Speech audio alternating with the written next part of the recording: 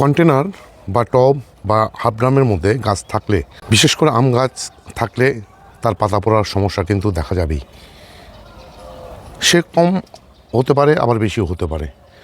কিন্তু আমার এই যে আমের গাছটি দেখছেন, এই আমের গাছটিতে এই যে এভাবে পাতা পড়ছে, অথচ আমার ছাদ বাগানে যে সমস্ত আম গাছ রয়েছে তাতে অনেক আম গাছেই মুকুল থেকে গুটি ধরতে শুরু করেছে, কিন্তু সেই সমস্ত আম গাছে ওই যে সমস্যা সেটা দেখা যাচ্ছে না।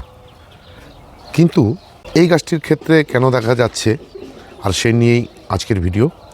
নমস্কার, আমি দেবজ্যোতি কুচবিহার থেকে, আর আপনারা দেখছেন রামতুর ছাদ বাগান। প্রতিদিনের অভ্যাস মতো আজও চলে এসেছি একটি ভিডিও নিয়ে।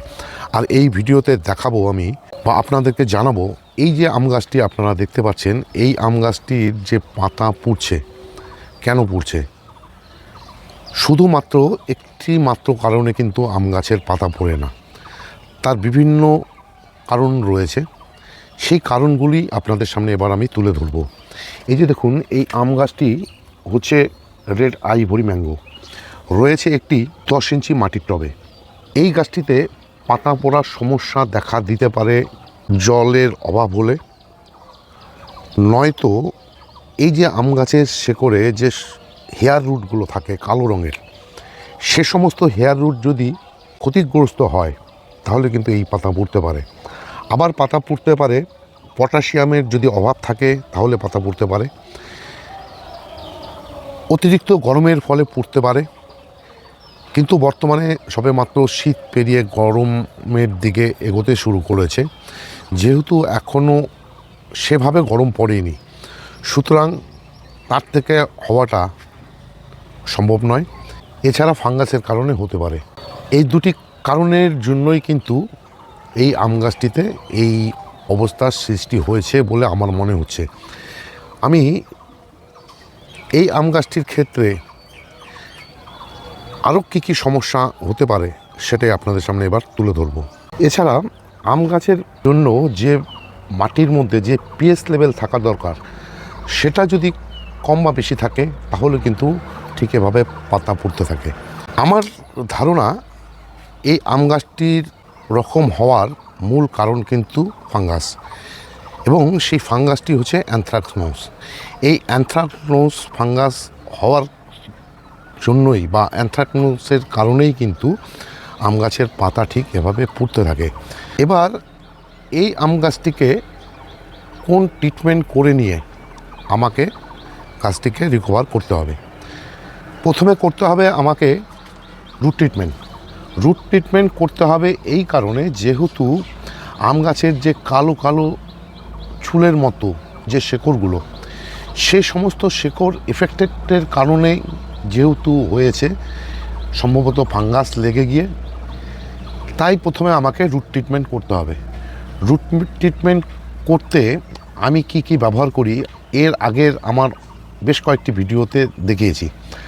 আমি যেই রুট ট্রিটমেন্ট করার জন্য যে সমস্ত উপাদানগুলো ব্যবহার করি, বিশেষ করে গোলাপ গাছের ক্ষেত্রে 15 দিনে একবার করে কিন্তু করি। সেটা হচ্ছে 1 লিটার জলে হিউমিক অ্যাসিড, হিউমিক 99 যদি হয় তাহলে 1 গ্রাম, আর হিউমিক 98 যদি হয় তাহলে নেবেন 2 গ্রাম। তার সঙ্গে 2 গ্রাম নিয়ে নেবেন ফাঙ্গিসাইড। এখানে ফাঙ্গিসাইড হিসাবে আপনাদেরকে আমি ব্যবহার করতে বলবো ব্লাইটক্স, কপার অক্সিক্লোরাইড যুক্ত ব্লাইটক্স। এছাড়া নিয়ে নিতে হবে 4 gram root hormone cutting aid powder. সেটাকে ভালো করে মিশিয়ে নিয়ে এই টবের মাটিতে দিয়ে দিতে হবে 7 দিন পর পর, অন্তত 3 বার। এই যে অ্যানথ্রাকনোজ যে হয়েছে তার কারণেই কিন্তু আমাকে ব্লাইটক্স দিতে হচ্ছে। আমি আমার গোলাপ গাছের ক্ষেত্রে আমি যে রুট ট্রিটমেন্ট করি সেটাতে কিন্তু আমি র্যাডোমিল গোল্ড ব্যবহার করি। কিন্তু যেহেতু আম গাছটিতে অ্যানথ্রাকনোজের মতন রোগ দেখা দিয়েছে, সুতরাং তাকে বাঁচাতে হলে বা তার থেকে রিকভার করতে হলে আমাকে কিন্তু ব্লাইটক্স ব্যবহার করতে হবে। এছাড়া ব্লাইটক্স ব্যবহার করতে হবে প্রতি সপ্তাহে 1 দিন করে স্প্রে আকারে, এবং ঠিক তার 15 দিন পরে যেদিন আমি ওই ব্লাইটক্স বা আদার্স কোনো ফাঙ্গিসাইড আমাকে ব্যবহার করতে হবে। সেই ফাঙ্গিসাইডের সঙ্গে আমাকে মিশিয়ে নিতে হবে প্ল্যান্টোমাইসিন 1 গ্রাম প্রতি লিটার জলের হিসাবে। কারণ গাছের মধ্যে ব্যাকটেরিয়া এবং ফাঙ্গাসের কারণেই কিন্তু বিভিন্ন যে রোগগুলো, সেই রোগগুলো কিন্তু দেখা দেয়। আর সেই সমস্ত রোগের কারণেই ব্যবহার করতে হয় ব্যাকটেরিয়াসাইড এবং ফাঙ্গিসাইড। ঠিক 15 দিন পরপর আপনাদেরকে ব্যাকটেরিয়াসাইড প্ল্যান্টোমাইসিন ব্যবহার করতে হবে যে কোনো ফাঙ্গিসাইডের সঙ্গে। আর ফাঙ্গিসাইড ব্যবহার করার ক্ষেত্রে আপনাদের কিন্তু ঘুরিয়ে ফিরিয়ে ফাঙ্গিসাইড ব্যবহার করতে হবে। একই ফাঙ্গিসাইড যদি বারবার ব্যবহার করা যায় তাহলে কিন্তু ওরা অ্যাবজর্ব করে নিতে পারে, ফলে তখন আর কাজ হতে চায় না। যার জন্য ঘুরিয়ে ফিরিয়ে যদি ফাঙ্গিসাইড ব্যবহার করা যায় তাহলে কিন্তু খুব তাড়াতাড়ি ফাঙ্গাসের থেকে গাছগুলোকে মুক্ত করা যায়। এবার আপনাদেরকে বলি, এই যে এই সমস্ত পাতাগুলো কিন্তু আর ঠিক হবে না। তবে ট্রিটমেন্ট করে নেওয়ার পর যখন গাছে নতুন পাতা আসতে শুরু করবে বা নতুন গ্রোথ নিতে শুরু করবে, তখন কিন্তু এই যে অ্যানথ্রাকনোসের কারণে গাছে কিন্তু আর সে সমস্যা দেখা দেবে না। তখন কিন্তু এই যে পাতাগুলো স্বাভাবিকভাবে ঠিক হয়ে যাবে। এইভাবেই গাছটিতে কিন্তু পরিচর্যা করে নিতে হবে। যদিও আমার এই গাছটিতে কোনো রকম এবার মুকুল আসেনি, সুতরাং সমস্যা কিন্তু আমার এই গাছটির ক্ষেত্রে করতে হচ্ছে না। তবে ফুল বা যদি গুটি সেট হয়ে থাকতো তাহলে সেসব মুকুল বা বোল কিন্তু আমাকে ভেঙে দিতে হতো বা গুটি ফেলে দিতে হতো।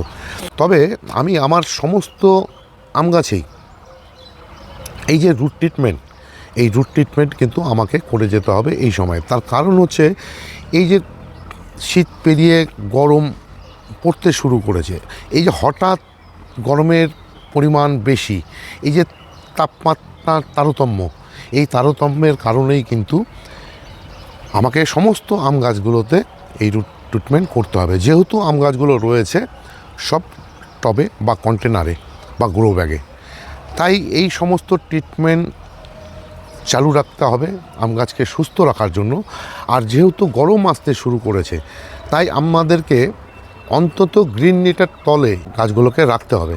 তার কারণ অতিরিক্ত গরমের ফলেও কিন্তু যেহেতু আম গাছের পাতা পুড়ে যায়, সেটাও যেন না হয়, তার জন্য এই ব্যবস্থা করতে হবে। আর এই ব্যবস্থা করতে গিয়ে দেখুন, আমি কিন্তু আমার যে আম গাছগুলো বা লেবু গাছগুলো রয়েছে তার উপরে একটি সিস্টেমে গ্রিন নেট লাগিয়েছি। আর এই সিস্টেমে আপনারা যদি আপনাদের গ্রিন নেট লাগিয়ে নিতে পারেন, সময় বিশেষে আপনারা সেই নেট টাঙিয়ে দিতে পারবেন, আবার সময় বিশেষে আপনারা গুটিয়ে রাখতে পারবেন। কী রকম দেখুন বিষয়টি, এই যে আমি টেনে দিচ্ছি, আবার যখন প্রয়োজন থাকবে না তখন কিন্তু ঠিক এভাবে টেনে আবার গুটিয়ে রেখে দিতে পারবো। আর এইভাবে নেট লাগানোর যে ব্যবস্থা, তার ভিডিও কিন্তু আমার চ্যানেলে দেওয়া আছে, চাইলে আপনারা সেই ভিডিওটি দেখে নিয়ে আপনাদের ছাদ বাগানে ঠিক এভাবে গ্রিন নেটের ব্যবস্থা করবেন। আর এই সমস্ত কারণের জন্যই কিন্তু আমার এই যে আম গাছটি পুড়তে শুরু করেছে, তার জন্য কী ব্যবস্থা গ্রহণ করতে হবে বা কী ব্যবস্থা আমাকে নিতে হচ্ছে সেটাই আপনাদের সামনে আমি তুলে ধরলাম। আর আজকের এই ভিডিওটি যদি আপনাদের ভালো লেগে থাকে বা ইনফরমেটিভ বলে মনে হয়, তাহলে একটি লাইক দেবেন, কমেন্ট করবেন, এবং আমার চ্যানেলটি যদি সাবস্ক্রাইব করা না থাকে তাহলে চ্যানেলটি সাবস্ক্রাইব করে নেবেন। কেননা প্রতিদিন দুপুর 2টোয় আমি আমার বাগানের গাছের উপরে বিভিন্ন সমস্যা, বিভিন্ন সমাধান বা বিভিন্ন বিষয়ের উপর ভিডিও নিয়ে চলে আসি। সেই সমস্ত ভিডিও দেখতে হলে বা পেতে চাইলে আমার এই চ্যানেলটিকে সাবস্ক্রাইব করে নিতে হবে। সবাইকে অশেষ অশেষ ধন্যবাদ এবং শুভেচ্ছা জানিয়ে আজকের এই ভিডিও শেষ করছি। সবাই ভালো থাকবেন, সুস্থ থাকবেন, সবুজের সাথে থাকবেন। ধন্যবাদ।